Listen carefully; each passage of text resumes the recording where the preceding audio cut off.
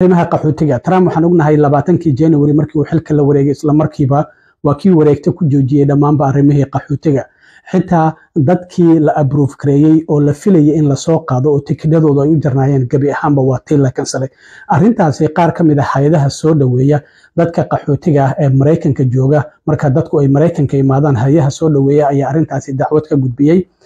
garsoore waxaa jirtay bishii February maamulka Trump ku amray inuu dib u bilaabo qaxootigii imaanaya Mareykanka waa iska dhigatay isla garsoorihii ayaa mar kale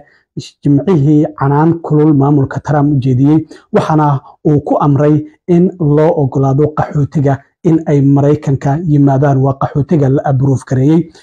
garsoorahan oo fariista magaalada Seattle ee gobolka Washington State ayaa jimcihii waxa uu amar ku siiyay maamulka Trump in tillaabooyin la taaban karo ay qaadaan isla markaana ay u hoggaansamaan amarka ah in loo ogolaado qaxootiyadii Mareykan la approve gareeyay oo dib u dejinta loo approve gareeyay ka hor intii aan Trump la dhaarin 20kii January in Trump uu u ogolaado in Mareykanka ay imaadaan marka waxaa lagu yiri waa in tillaabooyin la taaban karo maamulka Trump uu qaada maamulka Trump dacwado fara badan ayaa ku furan maalmaha taa waxay bilaabeen inay iska dhigatiraan amarada ka soo baxaya garsoorayaasha Trump xitaa waa ka yiri garsoorayaasha federaalka dhanba meesha laga saaro kuwa iga soo horjeeda hal impeach gareeyo marka arrintaasi ayuu waday garsoorahan oo la yiraahdo Jamal Whitehead ayaa horey waxa uu amarkan u bixiyay bishii February oo maamulka Trump ku amrayo in dib loo bilaabo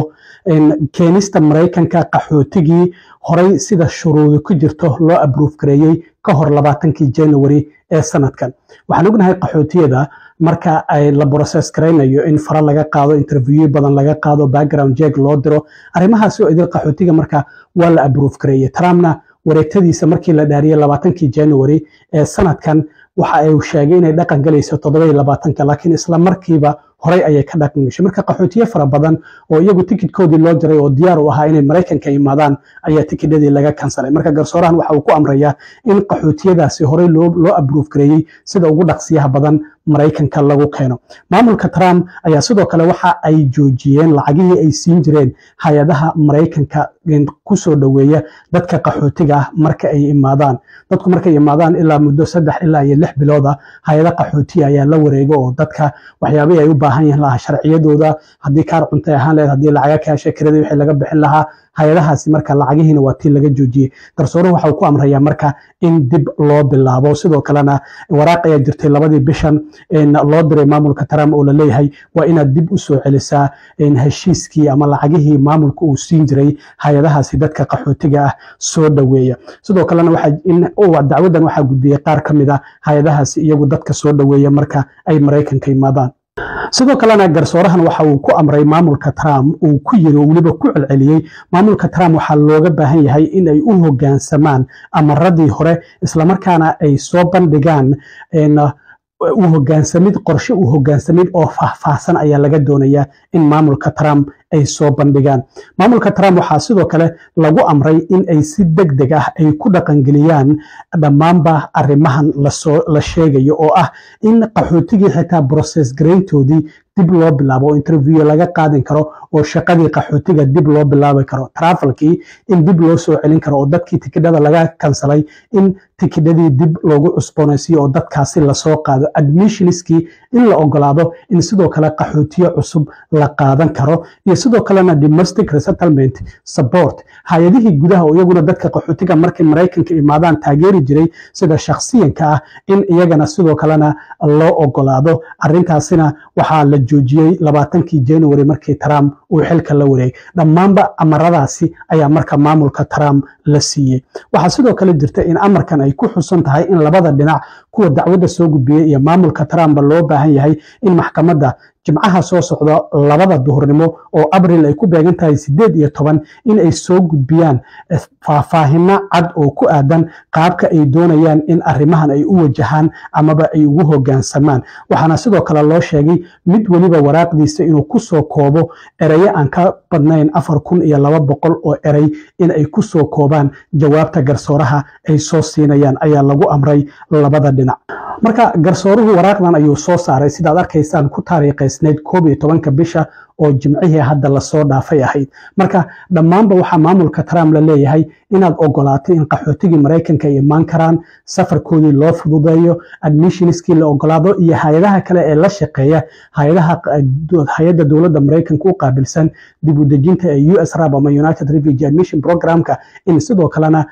loo ogolaado iyagana lacagihii la siin jiray kuwa gudaha Mareykanka jooga ee qaxootiga soo dhaweynayana sidoo kale iyagana loo ogolaado in ay soo dhaweyn karaan qaxootigii oo ay keeni karaan marka waa amar culus oo garsoorahan uu dul dhigay maamulka Trump 90kii maalmood oo Trump qabsadayna sidoo kalena waxay ku egtahay 20ka bishan Abriil aynu ku jirno marka arinta group 5 na waxay u muuqataa inay ku dhex jirayso maadaama haddii uu maamulka Trump uu ogolaado in qaxootiyadii gaar ahaan dadkii waxa jiray sidoo kale dad group 5 oo la approve gareeyay Soomaaliya iyagana dad ayaa sponsor gareynay marka haddii qaxootiga kaliya ay ku ekaato oo la yiraahdo arintii group 5 dib loo dhigana waa arki doonaa laakiin amarkan waxaa lagu siinayaa maamulka Trump in qaxootiyadaasi gaar ahaan kuwa la approve gareeyay loo ogolaado inay Mareykanka imaadaan hay'adihii Mareykanka joogay oo lacagaha uu ka jaray maamulka Trumpna sidoo kale oo u ogolaado in lacagihii la siiyo si qaxootiyadaasi ay u soo dhaweeyaan marka wayna arki doonaa jimcaha soo socdo 18ka oo maamulka Trump loo qabtay in faahfaahin ay ka soo bixiyaan qaabka ay doonayaan amarkan inay ugu hoggaansamaan iyagana laga warsugayo laakiin amar culus ayaa garsoorahan uu dul dhigay federaalka ah oo Seattle Washington fariista maamulka Trump uu leeyahay waa inaad u ogolaataa qaxootiyadii inay Mareykanka ay imaan karaan mar kale dhinaca kale wiilkii Falastiiniga ee Maxamuud Khaliil ee bishii labaad maamulka Trump uu xiray isla markaana uu yiri waxa uu hurinayo uu taageerayo ururka Hamas isagoo ninkan dhalinyarada hormuud u ahaa ardaydii sameeynayay mudaharaadyada jaamacadaha ka sameeynayay gaar ahaan jaamacadda Columbia University oo ku taala magaalada New York kuna taageeraya shacabka Falastiiniyiinta ayaa waxa maamulka Trump uu sheegay inuu taageero u ahaa ururka Hamas Louisiana ayuu ku xirnaa xaaskiisa sidoo kale uur ay leedahay oo badal rabtaa qareemadiisuna waxay dhahayeen dawladdu wax cadeyna kuma hayso wiilkan dhalinyarada waa in la soo daayo markii dambana maamulka Trump waa ku yiri markii green card uu qaadanayay ayuu been noo sheegay meelihii uu ka soo shaqeeyay sida darteed dacwad kale ay ku soo ogeen hadda marka waxa jirtay in sabtidii ama jimcihii garsoore uu u ogolaaday maamulka Trump in la masaafurin karo wiilkan Maxamuud Khaliil isla markaana waxa ay sheegay dawladdu ay sheegtay inuu qatar ku yahay ammaanka qaranka marka jimcihii ayaa garsooruhu waxa uu yiri waa la masaafurin karaa wiilka Falastiiniga waxaana dawladdu ay sheegtay in ay diyaar u tahay in ay masaafuriso maadaama qatar uu ku yahay siyaasadeena arrimaha dibadda oo caqabado ku keenayo waxa garsoorahan oo lagu magacaabo Jamie Comanis uu yiri waxa ay dawladdu soo bandhigtay